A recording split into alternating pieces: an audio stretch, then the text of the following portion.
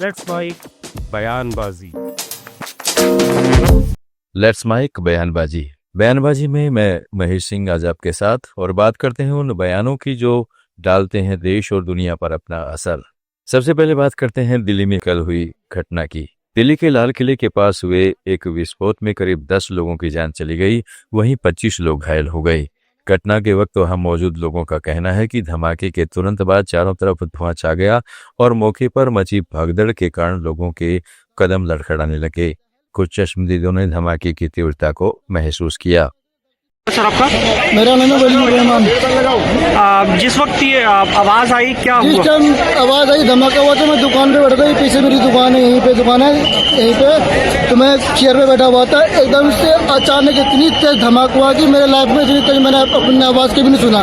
धमाके के दहल पे मैं 3 बार गिरा हूँ, उठाऊँ फिर गिरा हूँ, उठा से धरती फटने वाला है, इतनी तेज धमाका हुई है। ठीक है, तो मैं दुकान छोड़ करके एकदम से भागा। मेरे साथ ही बहुत सारी पब्लिक भागी, एक पे एक पब्लिक गिर रही थी। उस टाइम ऐसा लग रहा था कि हम कुछ पल में दूसरा धमाका हुआ था, हम मरने वाले हैं। ऐसा लग रहा कि हम बचने का चांस, ऐसा लगा कि मौत को मुंह से देख रहे हैं, इसी तरह से नजारा था। तो मैं भाग करके साइकिल मार्केट में गया, वहाँ जा करके मैं एक कोल्ड ड्रिंक लिया। 2 बंदे को ने मेरे पे अच्छे से काबू किया, मेरे को समझाया कि हो जाता तो फिर मेरे को रिलैक्स मिला। फिर मैं दोबारा यहाँ दुकान से चाबी ले करके, ये चाबी दुकान की, मैं चाबी दुकान बंद करके फिर अब घर जा रहा हूँ मैं। दिल्ली के लाल किला के पास धमाका होने को लेकर केंद्रीय गृह मंत्री अमित शाह ने अधिकारियों की बैठक ली। इस दौरान उन्होंने स्पष्ट किया है कि इस घटना को आतंकवादी हमला कहना जल्दबाजी होगी और अभी निष्कर्ष नहीं निकला है। उन्होंने मीडिया से बातचीत में कहा है कि जांच जारी है। विस्फोट के कारण का पता लगाने के लिए घटनास्थल से प्राप्त नमूनों का विश्लेषण FSL और NGS द्वारा किया जाएगा। तब तक कुछ भी बताना संभव नहीं है। आपको लगता है कि इस हमले के पीछे, जो ब्लास्ट हुआ, इसके पीछे कोई आतंकी हमला है या कोई भी प्लानिंग यहाँ पर की जा रही है? देखिए, हम सभी एंगल्स को ओपन रखकर सभी दृष्टि से जांच कर रहे हैं। घटना किस कारण से हुई ये अभी कहना बहुत मुश्किल है। जब तक विस्फोट के स्पॉट पर से जो स्पेसिमेंट्स मिलेंगे, इसका जब तक FSL का एनालिसिस, NSG का एनालिसिस नहीं होता, इसके बारे में कुछ भी कहना दिक्कत है। मगर हम किसी भी एंगल को बंद नहीं मानते हैं। सभी एंगल का हम दृढ़ता के साथ आगे जांच करेंगे। धन्यवाद। दिल्ली के लाल किले के पास हुए विस्फोट को लेकर केंद्रीय मंत्री जीतन राम मांझी ने आशंका जताई है कि ये आतंकवादी घटना हो सकती है। उन्होंने बिहार के गयाजी में मीडिया से बातचीत में कहा है कि आतंकवादियों की निगाह पहले से दिल्ली पर थी और यह एक पूर्व निर्धारित साजिश का हिस्सा हो सकती है। दिल्ली में जितने लगभग 10 लोग की मौत हुई है, 2 दर्जन से ज्यादा लोग घायल हुए। अगर हुआ तो आतंकवादी तो बहुत पहले से दिल्ली पर लगा हुआ था। बीच में भी आया था कि आतंकवादी घुसा है यहाँ पर, बीच में घटना घटी थी, घटते घटते लोग बचाया था। आज वो सफल हो गया होगा, इसलिए घटना घटा दिया होगा। वहाँ लगा हुआ है बाहर के आतंकवादी लोग। दिल्ली से सर फरीदाबाद में कुछ RDX भी पकड़ाए थे भारी मात्रा में से। वहाँ इस तरह से साजिश चल रहा ही रहा होगा, इसमें कहीं कोई दुमत नहीं है, लेकिन डिटेल हमको पता नहीं है। घटना तो वहाँ पर लगी हुई थी, दिल्ली पर बहुत निगाहें थी आतंकवादियों का, क्योंकि आतंकवादियों को ऑपरेशन सिंदूर के माध्यम से उसको अड्डा को उड़ाया गया था, खत्म किया गया था। उसका वो लोग ले लेना था, बदला लेना चाहा था, तो उसी में इस तरह का कार्यक्रम चल रहा होगा। लाल किले के इस हमले पर क्या कहना चाहिए? हाँ, फिर कहीं भी कर सकता था, उसका आइडिया इसी पर था। ऑपरेशन सिंदूर का एक तरह से रिटेलिएशन था।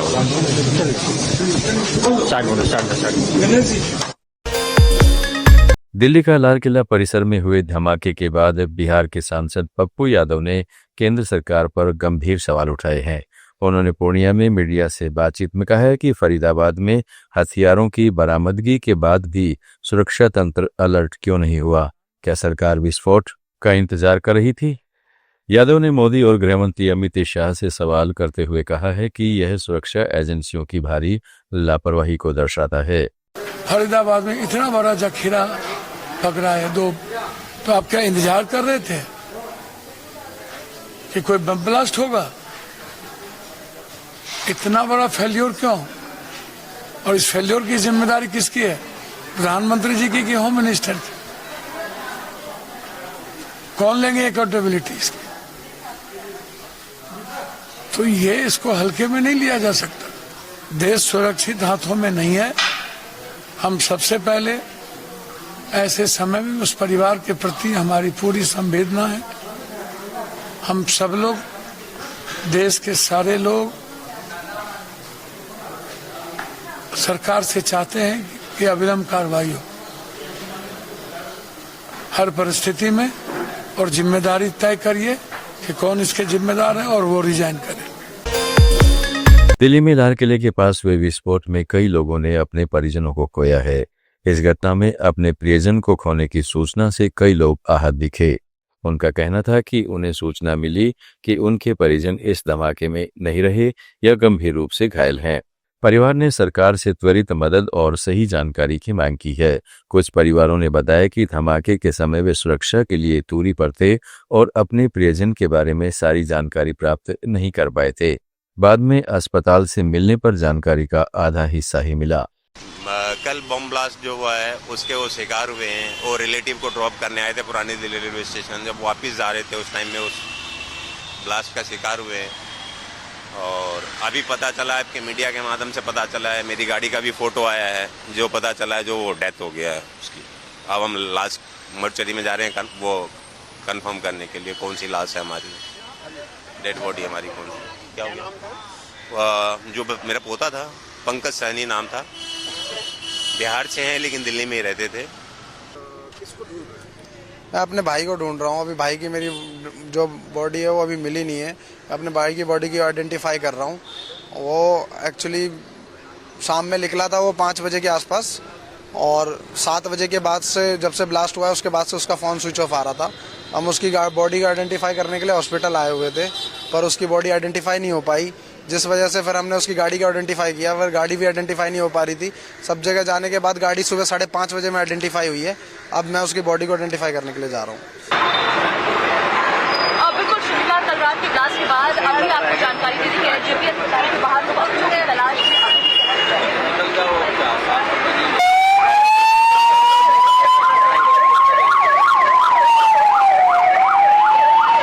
ब्लास्ट हुआ था ना,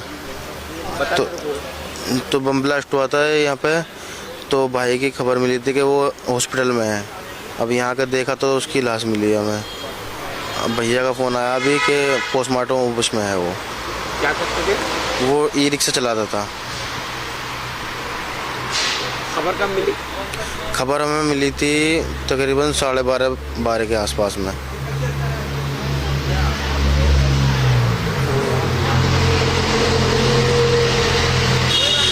आपका नाम क्या है? जुबैर मलिक नाम है। आपके कौन है वो? बड़ा भाई है वो मेरा, ताऊ का लड़का है। हरियाणा के फरीदाबाद में पुलिस की कार्रवाई में जब्त किया गया पदार्थ RDX नहीं बल्कि अमोनियम नाइट्रेट है। पुलिस ने कहा है कि जब्त किया गया केमिकल वही है जो देश के विभिन्न खनन क्षेत्रों में नियमित रूप से प्रयोग होता है। पुलिस सूत्रों के अनुसार शुरुआती जांच में कुछ संदेह था कि यह किसी विस्फोटक गतिविधि में इस्तेमाल होने वाला मटेरियल हो सकता है, लेकिन केमिकल की प्रयोगशाला जांच के बाद यह पुष्टि हुई कि इसमें RDX जैसी कोई उच्च श्रेणी की विस्फोटक सामग्री नहीं थी। जी, जैसे ये पिछले कुछ दिनों से फरीदाबाद पुलिस, हरियाणा पुलिस और J&K पुलिस का एक जॉइंट ऑपरेशन जारी था, और ये अभी भी जारी है। मैं बताना चाहूँगा ऑपरेशन अभी भी जारी है, जिसके अंतर्गत एक एंटी टेरर मॉड्यूल पे काम करते हुए हमारी दोनों की जॉइंट टीम ने यहाँ पे जो है काम किया, जिसके अंदर एक एक्यूज को पहले यहाँ से पकड़ा गया था जिसका नाम है डॉक्टर मुजम्मल, और इस पे आगे कार्रवाई करते हुए जो है कल जो है रेड्स की गई, और जिसमें रेड्स के दौरान यहाँ पे लगभग 360 kg के आसपास इन्फ्लेमेबल मटेरियल है जो कि संभावित अमोनियम नाइट्रेट है। मैं क्लियर करना चाहूँगा कि इट इज़ नॉट RDX। मैं इस बात को क्लियर करूँगा क्योंकि कई जगह ये चल रहा है, तो मैं क्लियर करना चाहूँगा इट्स नॉट RDX। तो ये इन्फ्लेमेबल मटेरियल है। इसके अलावा कई और ऐसा सामान जो टेरर एक्टिविटीज़ में जिनका संभावित इस्तेमाल किया जा सकता है, जैसे टाइमर्स, लगभग 20 टाइमर्स विद बैटरीज 4, और इसके अलावा कुछ अन्य सामान है जो है यहाँ बरामद किया गया है। साथ साथ ही जो है जो फायर आर्म्स में एक कैरन कॉप rifle with 3 magazines and Bharat में अमेरिका के नए राजदूत के रूप में सर्जियो गोर ने अपना कार्यभार संभाल लिया है। व्हाइट हाउस में आयोजित शपथ ग्रहण समारोह की अध्यक्षता करते हुए राष्ट्रपति डोनाल्ड ट्रंप ने उन्हें बधाई दी और भारत अमेरिका संबंधों को 21वीं सदी की सबसे अहम साझेदारी बताया है। राष्ट्रपति ट्रंप ने कहा है कि उन्हें सर्जियो गोर पर पूरा भरोसा है कि वे भारत के साथ अमेरिका की रणनीतिक साझेदारी को और मजबूत करेंगे। He even published my book, which went to #1. I was very happy because if it didn't, he wouldn't be But now I'm trusting Sergio to help strengthen one of our country's most important international relationships, and that's the strategic partnership with the Republic of India. It's a big deal. India is home to one of the world's oldest civilization, the largest country in the world, actually, and it's got over 1.5 billion people. And we have a fantastic relationship with the Prime Minister, Modi, and Sergio has only enhanced that because he's become already friendly with the Prime Minister, knowing that Sergio is going to be the ambassador they would call constantly to say, let's get to know this man, and they like what they see. So I know you're going to have a great success over this. It's a very important relationship. But it's also the fastest growing middle class, and it's an important economic and strategic security partner in the Indo-Pacific region. It's an amazing country, actually. 1.5 billion people. China has 1.4 billion. Those are two big countries. America के राष्ट्रपति Donald Trump ने भारत के साथ एक नए और अलग तरह के व्यापारिक समझौते पर काम करने की बात कही है। उन्होंने दावा किया है कि हम भारत के साथ एक ऐसा सौदा करने जा रहे हैं जो पहले कभी नहीं हुआ। यह समझौता अमेरिका के हितों के साथ साथ दोनों देशों के आर्थिक संबंधों को भी मजबूत करेगा।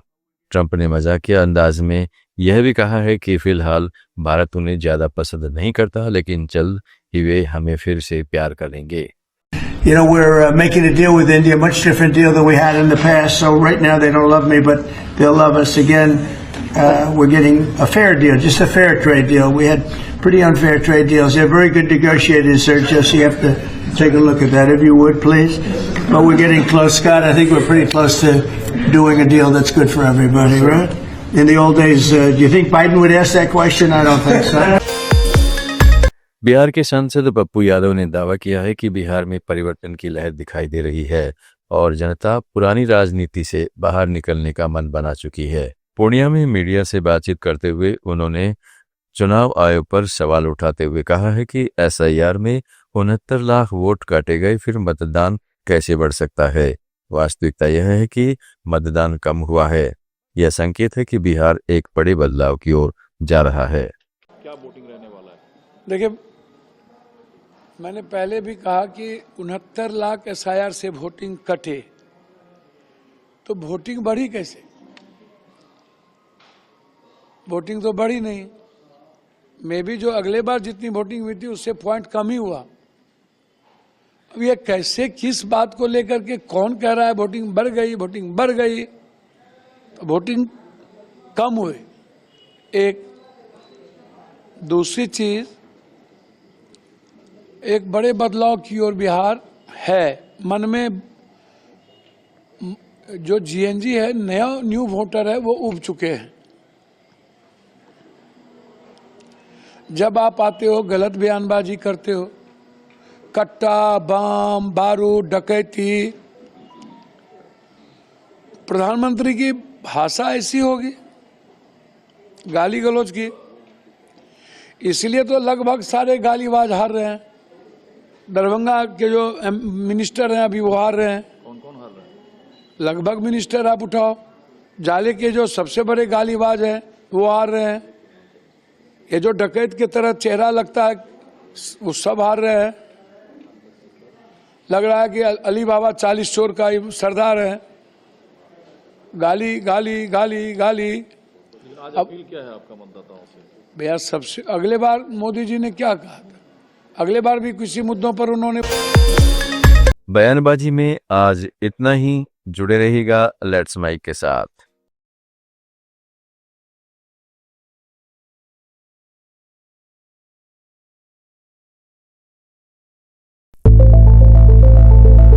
It's time for news. It's time for more than radio. presenting the first radio news app, Let's Mike.